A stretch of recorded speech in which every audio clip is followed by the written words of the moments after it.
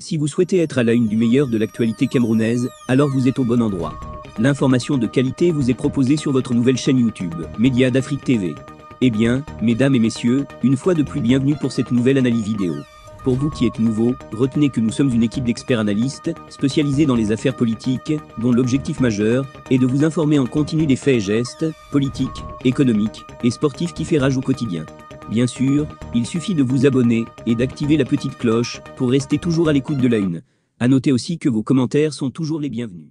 Panique à Etoudi, Franck Biya touché lors d'un rite initiatique, vidéo fermée les parenthèses. Que se passe-t-il dans la famille présidentielle? Depuis plusieurs jours, des sources proches du Palais de l'Unité font cas d'un éventuel empoisonnement du fils aîné du président de la République, Franck Biya. L'information vient d'être confirmée par le journaliste et lanceur d'alerte Romain Gono. Ce journaliste qui avait révélé en premier que l'assassinat de Martinez Zogo avait eu lieu au sous-sol de l'immeuble Ecan, donne des détails sur les circonstances de l'empoisonnement de Franck Biya. En marge de la célébration de l'anniversaire du RDPC, Franck Biya s'était rendu dans la partie septentrionale du Cameroun en novembre 2022. Pressenti pour remplacer son père à la tête du Cameroun, Franck Emmanuel Biya se serait livré à un rituel avec le lamido de Rebouba. Au cours de cette cérémonie, les deux personnalités auraient humé des potions, dont la composition est plus que douteuse. Dans une forme de rituel, Franck Biya a humé quelque chose. Le lamido a aussi humé la même chose. Mais ce qu'il ne sait pas, c'est que c'était du poison, explique Romain Gono.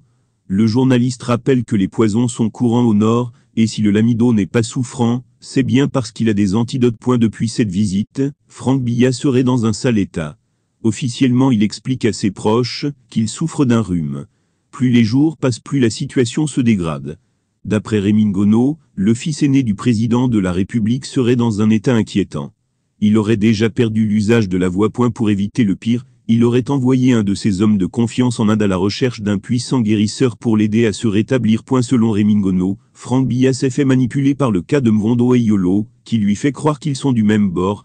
Selon le journaliste, Franck Biya sera lagué par ces barons du régime à la première occasion. J'aimerais lui dire qu'il ne se me prenne pas de son entourage qui veut se servir de lui, et tôt ou tard, il prendra conscience qu'on veut faire de lui un pantin.